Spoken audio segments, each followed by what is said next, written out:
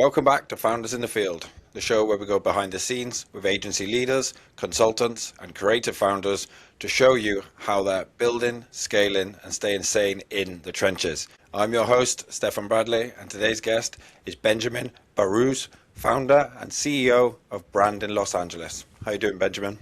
Hey, that's doing great. Thanks for having me. No, thank you for coming on.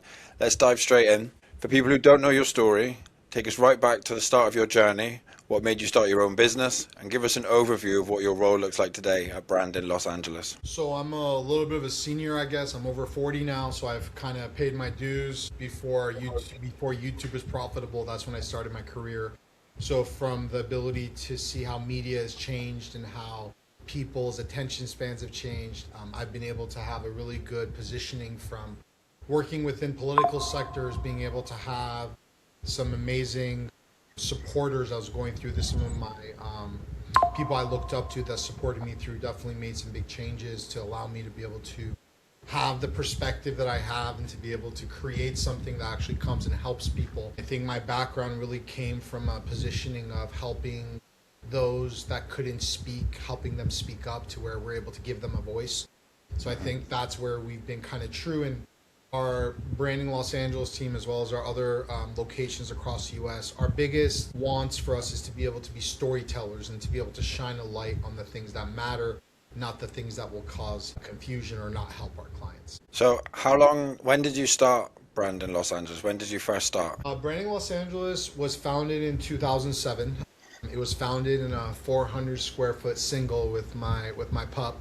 So it transitioned from me being unemployed to me pushing me to this position where I am now, where we have 60 plus employees across the US, and we're able to kind of help businesses, small and big, kind of reach their goals. And how have you found, obviously 2007, pre-social media, so how have you found the, transitioning from, back then to then when social media came around and now with AI? Can you give us like an overview of how you started working with the tech, implementing what sort of changed in the industry? So what's happening now, you're having the 10-year rule. So if you think back 10 years ago, when you would want to find something, you would be signing up to a forum to go in to figure out where you get the car part or how you solve something. Then it transitioned to Google offering it. Now we're back to forums like Reddit and those private communities where you get a proper response, and it's not an AI model to where you're getting answers, but sometimes people want real-time accounts. They don't want the generic information that's there. So there is this differential in terms of how people are seeking information, as well as what people are comfortable doing. Now in this AI stage, people are willing to take two steps, the initial and then the end. Everything in the middle they want nothing to do with. So understanding the market now, what people are comfortable with is the request and then the answer. Everything in between should not be a part of the conversation if you're trying to fulfill things on people's terms now with this integration. Yeah, no, definitely. I think people's attention span's getting shorter, isn't it, as time goes on? Like they don't want no part of they want to just get to the answers as quickly as possible. I think people can read through BS. I think even from media creation, we're seeing more so media that's not so polished, that's a little bit off or have pixels. People are attracted to those because they know it's real. And even like blips in a video, someone will put in just to say, oh, is that supposed to be there? But just to keep people's attention. So there's different ways of utilizing what people are used to and what they're trying to avoid. There definitely is this negative perception of AI when it's deployed in the wrong place. I think for people to feel that they're given something at a rapid rate, getting the best response of it is very high level. But knowing that they're going to talk to an AI agent, they're running for the hills. So there is this discrepancy of where technology does make sense to help the consumer, where it hurts them, and just finding that exact match for every industry. Med spas or different industries like that, they don't want a phone call. They want everything to be automated. Compared to a different type of plumber construction, they want the person calling, they want those there. So depending on where it makes sense for the consumer, that's where you'll see AI kind of trigger in. And we're seeing it get deployed every single day with our projects. We're doing different things. So what are the biggest trends that you're seeing from the marketing perspective? It's probably understanding how AI runs and the fact that AI only uses about 10 websites to really give you the data. I was fortunate enough to be a speaker at Affiliate Market West, and I was able to kind of work with some of my cohorts of people in the industry. What we're seeing is identifying those 10 main platforms, from Medium to YouTube to Meta, to where you're seeing TripAdvisor, things that AI is using as the indicator to give you a recommendation. So if you're playing in those playgrounds, then you're going to be accessible, you're going to be found. If you're not there, you're not going to come up. The term of SEO has completely changed. The term of being able to be visible is completely different now because where accessibility comes to change completely. Going back to what you said on the previous answer question was about, content. Do you feel like, people just need to get used to seeing more polished content? Do you think over a period of time, people are going to be sort of exposed to AI content a lot more and more and will sort of lean towards more accepting it? Because as you know now, like a lot of content, if they can spot that it is AI, then they'll kind of maybe not bash it down, but they won't run towards it, as you said before. Do you think... I'll give you the perfect example. Do you see how we said the 10-year rule and everybody's going back to Reddits and those forums because the quality of the search is getting not so good? Because there's company like us that we can manipulate AI at any point. I'm able to interpret it. I'm able to hack in because this is what we do as a living. So I know the front door and the back door. As soon as something gets polluted and it's not able to give you a legitimate or valid search that you want, people will always strive to find another resource. So it's not about what people are comfortable with. It's really where they're getting the answers. We've had things that came about with COVID that transitioned and made things go much faster because they were forced to do so. But there are other ways of kind of looking at it. I think you have to, it's case by case. So just unpacking a little bit more, what is working well and where do you feel slight friction inside brand in Los Angeles or across every sort of, I know you don't just have Los Angeles, you have New York, across the whole business, a company as a whole? Friction, I don't think we have friction. I think with us, it's a little bit of a different arena with us just because we really don't sell. We don't sell. Our clients that come to us are Fortune 500 companies, and now we're having, with the luck of AI, having those companies, they're seeking leaders find us because we've been in business since 2007. We haven't been in a cave and just popped up saying, I'm the best. We've shown a track record of being able to do it, and luckily with AI, it lets us know that, okay, we did win this award. We did facilitate the Boys and Girls Club campaign. We did facilitate an event in Los Angeles with 2 million people. Things that we've been able to do are in record. We have our receipts, as they say. And luckily now we have AI being able to search and sort and find those people.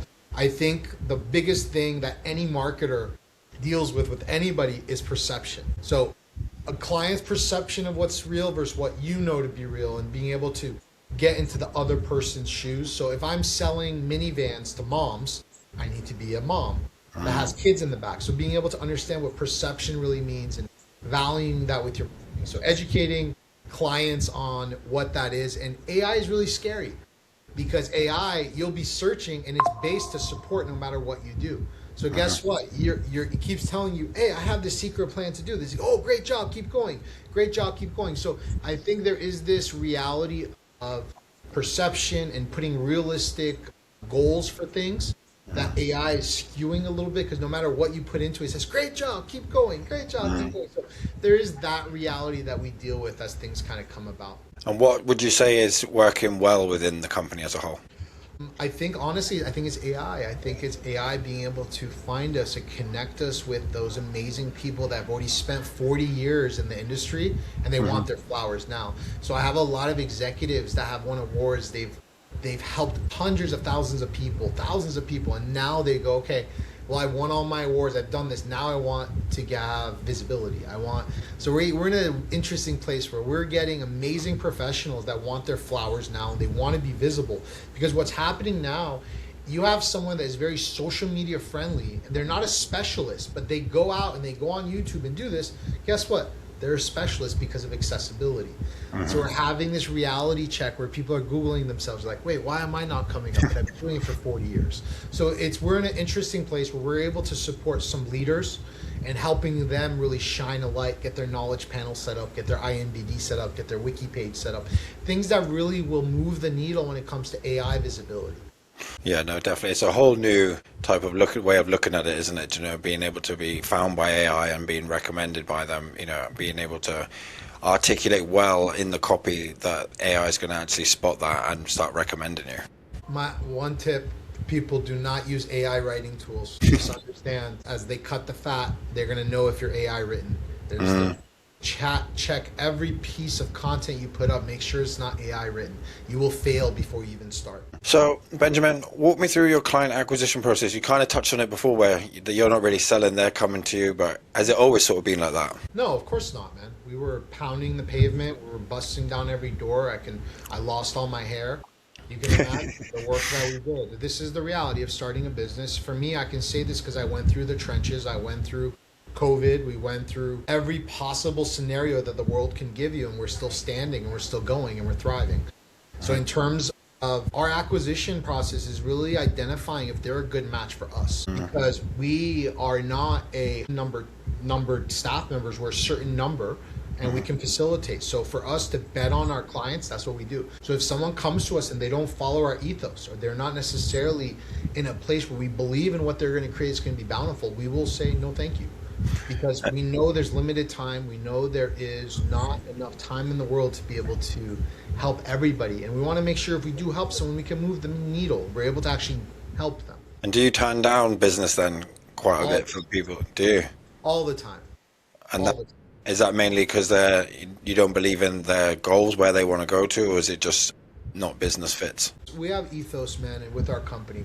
So do no wrong in the world. That's always at the top. If we see somebody's trying to take advantage of people in any way, we definitely stop them.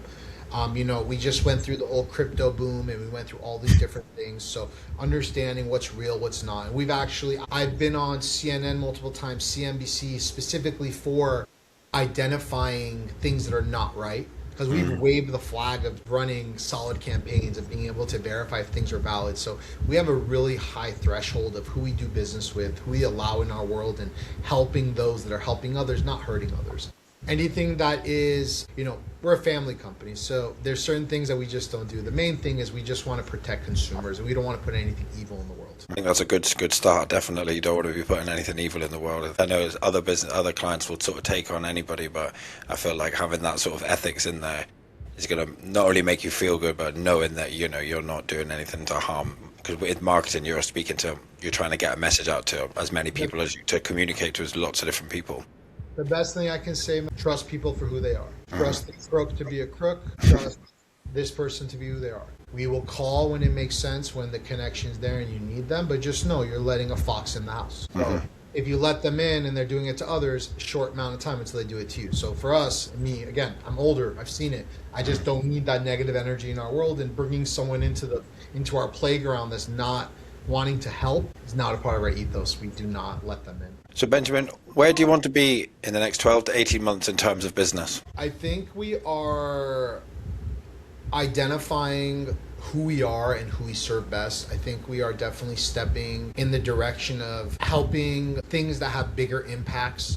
So right now we have a lot of new technology that we're building out. I'm co-founding some technology that's coming out that's revolutionizing the world. I think more so now than ever, we're having technology that's being created and it's being able to be found because of AI. So I see myself as helping shine a light and creating a new way of being able to do things. That's really it. I think helping people is probably the biggest thing with the new technology that's there. That's it. And I'm super excited. I think this revolution that's going on, some amazing creators, because now in this world, if you can think it, it can be real.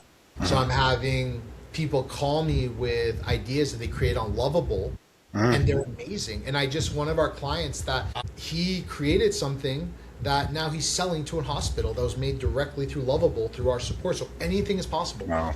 And that's the most exciting thing, that if you can think it, you can do it. So you don't need to be a coder. You don't need to be a developer. Just have the inspiration and think about how you're going to solve a problem or help somebody. Everything else will fall into place after. So is this new sort of venture that you're co-founding, is that still to do with brand in Los Angeles, in the sense of, does it kind of serve the same purpose, or is it something completely different? It's very much so within a specific lane. It's within real estate. It's within the new way that real estate is getting purchased. And I'll give you an example right now. When you think about buying a home, before you would be hiring an agent and then they would look for you and then they'll give it to you. That's no longer the case. You're now finding the property. You're maybe getting them involved to help you negotiate it, to have a second hand to make sure it works around. Now when people are looking to even buy a home, they're buying land and then they're going through a checkout system saying, I want this 3D printed home on this property. So we're looking at things now, but where are they going to be in 1 year? So we're seeing it. We're lucky to be able to kind of be in a position to harness this new technology and give access to these things. So it's really exciting. I think the world is changing. The way things are happening is really cool. And my little example I just gave you, this is something that maybe I'm seeing a very simple, but I know this is a 2-year, 3-year, 5-year, but for us, like everything else, is future casting of what's coming. The future is more so technology, more easy ways to do things, taking the fear out of things, and just really empowering the consumer. No, it's definitely incredible what you can do with things like lovable vibe coding, and not being boxed in with if you can code or if you can't code. You know what I mean? Now it's more, you can, as long as you can articulate yourself well and you have a good idea, then you can bring it to fruition. So Benjamin, my last question is, if you could wave a magic wand and fix one thing in your business, what would it be and why? Magic wand. I guess I had a moment of clarity maybe 7 years ago, 10 years ago, where I just said, I need to put more zeros behind my dreams. So I wish I would have went harder sooner, because what do you have to lose? So my people out here, you have your dream, put another 5 to 6 zeros on it, then you go and hit the track. Because whatever your expectations are versus what you can actually do, completely different thing. So shoot for the sky. I like that answer. Every time I ask that question, I get a different response back. Everybody goes to lots of different ways with it, but that's the first time I've heard that, and I think that's very valid advice. Thank you, man. I appreciate it. Benjamin, thank you so much for coming on. Where can my viewers and listeners, if they wanted to reach out with you, connect with you, maybe work with you, where is the best to reach out for Brandon Los Angeles? We're in every major metropolitan city. So we're in Los Angeles, we're in branding Los Angeles, we have branding New York City, we have branding Aloha in Hawaii, we have branding Texas, and we have branding. So we're in every major metropolitan city. The one thing I would ask your audience, we constantly have local events, from doing Earth Day beach cleanups to doing backpack drives to packing lunches for the less fortunate. Anywhere that we have a HQ, we are giving back. So reach out to us. Look in our social medias. We have our Earth Day beach cleanup coming up next month. Anyone in Los Angeles, love for you guys to join us. We constantly have toy drives every year. We partner up with the NYPD in New York, Boys and Girls Club, Shriners Hospital in Hawaii. We really try to make an impact where it counts. And that's what I would say. Reach out to us, Branding Los Angeles. You can keep us in almost every major metropolitan city. Ask us where our local events are happening. We'd love for you to join and join our community. We really want to give back, and we don't want the sales. We want you guys to come join us, make a difference, be a part of our community. I know the impact that we make is really big. Well, there you go, guys. If you're wanting to reach out, then attend these events, and I'm sure it's going to make you feel good giving back, but also can connect with Brandon as Los Angeles, New York, all these different cities. But Benjamin, thank you so much for coming on, and everybody that's watching and listening, please like, comment, subscribe, and we'll see you next time. Appreciate it.